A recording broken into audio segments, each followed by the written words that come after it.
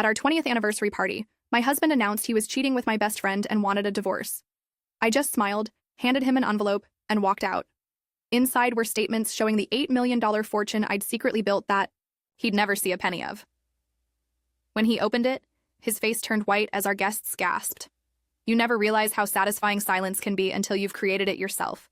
It was supposed to be the perfect night. 20 years of marriage celebrated. At the Rosewood Hotel downtown, the same place where David had proposed to me all those years ago. I'd spent weeks planning everything. The 4-course menu featuring that overpriced salmon he loved, the string quartet playing our wedding song, even those pretentious little gold-dusted chocolate truffles his mother always raved about. I wore that sleek black dress from Nordstrom that cost more than my first car, the one David said made me look presentable when you actually try. Such a charmer, my husband. 40 of our closest friends and family members were there, sipping champagne that cost $120 a bottle. David's law partners, my cousins from Chicago, our neighbors from the cul-de-sac, all watching as David clinked his glass for a toast. I expected the usual, some half-hearted joke about putting up with me for 2 decades, maybe a stiff compliment about how I'd been a good partner. What I didn't expect was for him to place his hand on Catherine's lower back as he addressed the room. I want to thank everyone for coming tonight, he began, his confident voice carrying across the room. 20 years is a significant milestone, a time for reflection and honesty. He glanced down at Catherine, my best friend since college, my maid of honor, godmother to our children, and something in their shared look made my stomach drop. In the spirit of honesty, he continued, Catherine and I have an announcement. We've fallen in love. The room went so quiet you could hear ice melting in glasses. I stood there, champagne flute halfway to my lips, as 20 years of my life collapsed into a single humiliating moment. We never meant for this to happen, Catherine added, her voice wobbling with fake emotion. But sometimes the heart wants what it wants. The heart wants what it wants. She actually said that. The most cliched line from every Lifetime movie affair. As if destroying 2 decades of friendship deserved no better explanation than a greeting card platitude. David cleared his throat. We wanted to tell everyone together, respectfully. I've already drafted divorce papers. He finally looked at me, a mixture of pity and impatience in his eyes. Given our prenup, this should be straightforward. I'll be generous with the settlement. Of course, of course. So magnanimous of him to be generous with scraps from the empire he believed he'd built alone. Our prenup, signed when I was 22 and starry-eyed, stipulated that in case of divorce I'd receive only 10% of assets acquired during our marriage. At the time, we had nothing. Now, according to his knowledge, our net worth was about $3.2 million, meaning I'd get a pittance while he kept the house, the vacation property in Aspen, the investments, all of it. What David didn't know? That pittance of an allowance he'd deposited into my account every month for 20 years, $2,500 for household expenses and whatever women buy, had been my seed money. That while he dismissed my business degree as a cute accomplishment, from before real life began, I'd been quietly building my own investment portfolio, starting with small index funds and eventually moving into angel investing for women-led startups that had exploded in value over the past decade. The room was still silent, everyone staring, waiting for the tears, the screaming, the scene David clearly expected me to make. Instead, I smiled. I reached into my clutch and pulled out a cream-colored envelope with his name written in my neat handwriting. Congratulations to you both, I said, my voice steady. I'd been saving this as an anniversary gift, but it seems more fitting as a parting one now. I handed him the envelope, kissed him softly on the cheek, and whispered, You should have paid more attention to those cute finance classes I took. Then I walked out of the ballroom, head high, to the sound of him opening the envelope behind me. Updated. Been reading your comments while sipping champagne in my hotel suite, alone but not lonely. Many asking if I had suspected them before. That night. Looking back, there were signs, sudden gym memberships, her just checking in text to him, mysterious weekend work emergencies. Did any of you catch your spouse cheating before they confessed? 20 years is a long time to be married to someone, yet somehow I'd never truly seen David until that moment at the Rosewood, watching him choose my best friend over me in front of everyone we knew. Maybe I should start at the beginning. I met David Parker during my final year of business school. He was in law school, handsome, ambitious, and so certain of his brilliant future it was almost contagious. I was 22, top of my class, with 3 job offers from investment firms already on the table. We were equals then, or so I thought. You're different, he told me on our 3rd date. Not like other women who are just looking for a meal ticket. The irony of that statement would only become clear years later. We married quickly, too quickly as my mother pointed out, and signed a prenup that his family insisted on. Just a formality, David assured me. Nothing will ever come between us. I signed it without having a lawyer review it, confident in our love and my own earning potential. 2 weeks later, I was pregnant with Tyler. The slide from equal to accessory happened so gradually I barely noticed. First, it was logical for me to turn down those job offers. David's law school schedule was so demanding, and someone needed to care for our son. Then when Tyler started kindergarten, David's career was just taking off at his firm. Not the right time for you to go back to work, babe. We're doing fine with my income. He'd started giving me a monthly allowance by then, just a few hundred at first, with subtle reminders to keep track of your spending. By our 10th anniversary, it was $2,500 a month. A sum he thought generous, but reminded me was more than enough for groceries and your little hobbies. My little hobby began with a conversation at Tyler's playground. Another mom, Elaine, mentioned she was a financial advisor. When I told her about my business degree, she didn't dismiss it like David always did. Instead, she asked if I'd ever considered managing my own investments. Start small, she suggested. Even a few $100s a month can grow significantly over time. I began setting aside $500 from my allowance each month, investing in index funds Elaine recommended. I opened a separate bank account using my maiden name, had all statements delivered electronically. By year 3, I was making consistent 10% returns and increasing my contributions. By year 5, I'd moved beyond passive investing and started angel investing in women-led startups. My first big win came with a medical device company founded by 2 female bioengineers. My $25,000 investment returned nearly $300,000 when they were acquired. I reinvested everything, building a diversified portfolio that grew exponentially. Meanwhile, David's career trajectory wasn't as stellar as he'd imagined. He made partner eventually, but not at the prestigious level he'd expected. Each professional disappointment at work seemed to translate into increased control at home. He scrutinized my purchases, questioned who I spent time with, and gradually isolated me from friends who weren't useful to his career, with one exception, Catherine.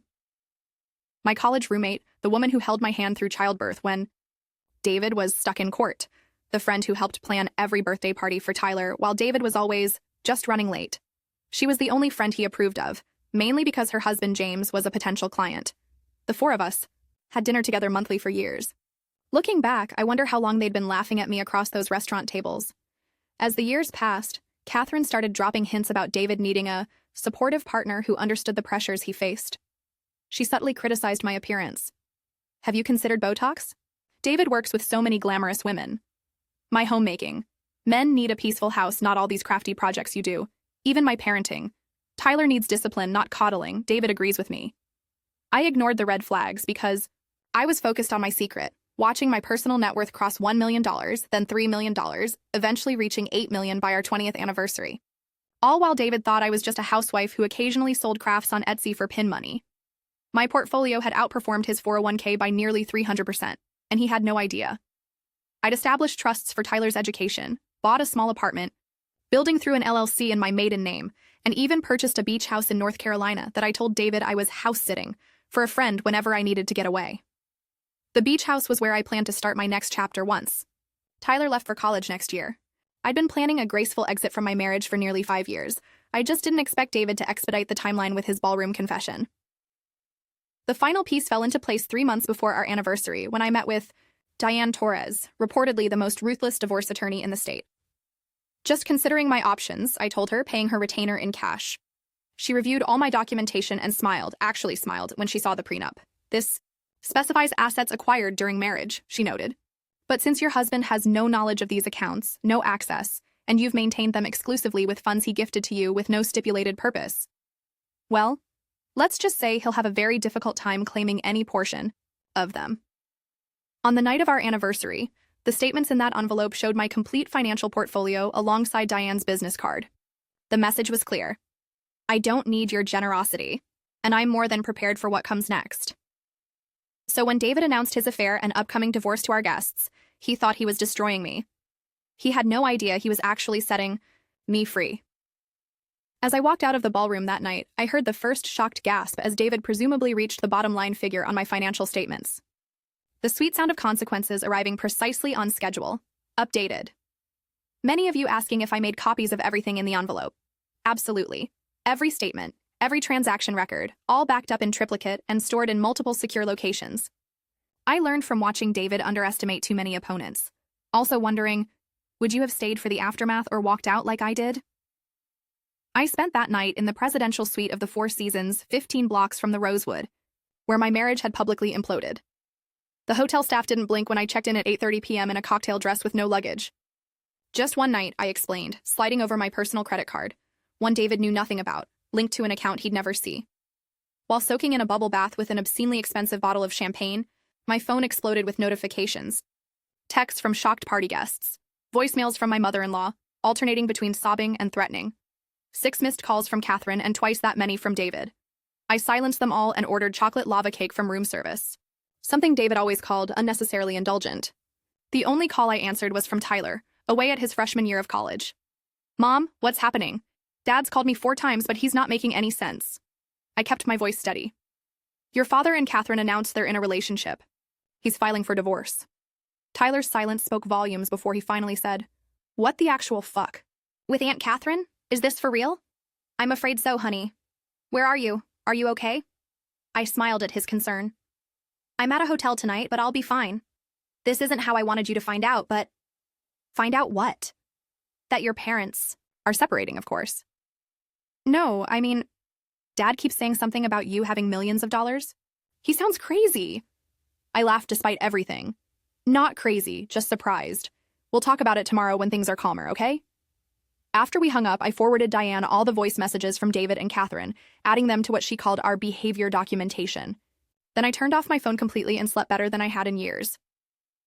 The next morning, I checked out, took an Uber to my secret apartment building across town, and called Diane from the privacy of the vacant penthouse unit. "It's happening," I told her. "David made his move. Earlier than we anticipated," she noted. "Did you give him the envelope?" "Yes, full financial disclosure just like we discussed." "Good. Now we wait for his attorney to contact me. Don't speak to him directly, don't meet with him alone, and don't return to the house yet." My thorough preparation was about to pay off. While David thought I'd been planning our anniversary party those past few weeks, I'd actually been moving all important documents and irreplaceable possessions to secure storage, documenting every asset in our home with photos and appraisals, setting up a new phone number only select people would have, transferring my portfolio to new accounts at different financial institutions, installing cameras in my home office, which had captured 3 instances of David searching through my papers when he thought I wasn't home. I spent the next 3 days in my apartment building, officially inspecting the property for potential renovations, but actually waiting for the legal wheels to start turning. On day 4 it happened. Diane called to say David's attorney had reached out. "He's demanding a forensic accounting of your assets," she said, amusement clear in her voice. "Says you've been hiding money and it constitutes fraud. And your response? That your investments were made with funds he freely gave you with no restrictions on their use. You maintained separate accounts with his full knowledge. And if he'd like to proceed with accusations of fraud, we'd be happy to subpoena his text messages with Catherine dating back 3 years to establish the timeline of their affair." Did that change his approach? "Remarkably quickly," she confirmed. "He's now suggesting an amicable split where you each keep your separate assets." "How convenient for him," I said. "And the house?" "He wants it. Says you can buy another with your surprise millions." I laughed. "The house is worth $1.2 million and has a $800,000 mortgage. He can have it, and the debt." The negotiations continued in this vein for weeks. David vacillated between rage, "She tricked me," bargaining, "I'll give her a better settlement if she stays quiet about Catherine," and finally, desperate attempts at reconciliation. "It was a mistake. We can work through this." Through it all, I maintained my distance, communicating only through Diane. I stayed at my beach house, my apartment, hotels, anywhere but our family home where David remained, growing increasingly frantic as he realized just how completely he'd miscalculated. 6 weeks after the anniversary party, I finally returned to our house while David was at work. I had movers take only what was indisputably mine: my clothes, personal items, and a few pieces of furniture I'd inherited from my grandmother. I left everything else, including the wedding photos still displayed on the mantel like some cosmic joke. As I did a final walkthrough, I noticed something on David's desk, a past due notice from American Express for $23,000. Curious. I opened his laptop, password still Harvard 2003, some things never changed, and discovered what he'd been hiding: gambling debts, a timeshare in Vegas, credit cards maxed out on weekends with Catherine at luxury hotels. David wasn't just morally bankrupt. He was teetering on financial bankruptcy too. I took photos of everything for Diane, then left my house keys and garage door opener on the kitchen counter. As I pulled out of the driveway for the last time, my phone rang. "Catherine." Against my better judgment, I answered. "He's leaving me," she blurted before I could speak. Said he can't afford the divorce from you and a new relationship. The irony was almost too perfect. That sounds like a personal problem. You don't understand, she continued, her voice cracking.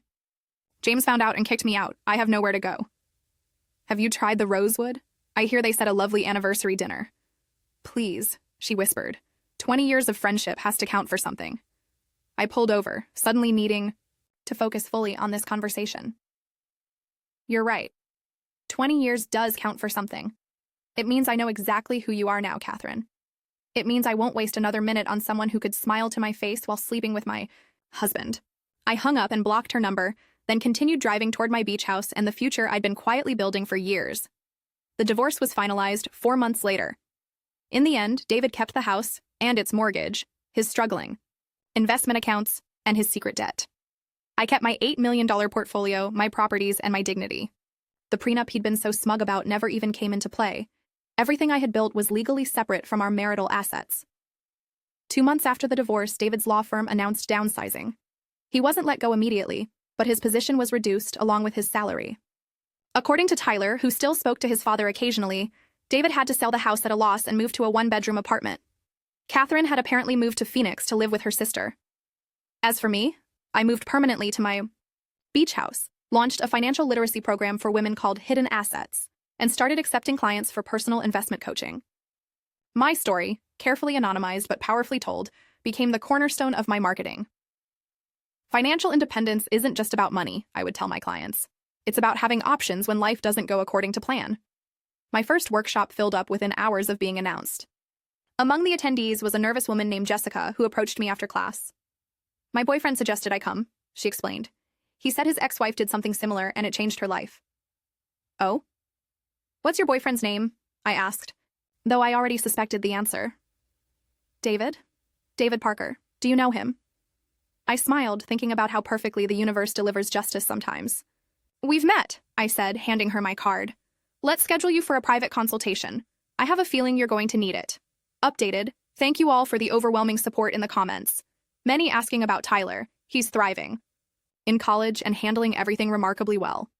He told David, Mom taught me my first lesson in finance. Always know exactly what your money is doing. I've shared my story with 500+ women now through my workshops. Have you ever had to rebuild? After betrayal, it's never too late to start.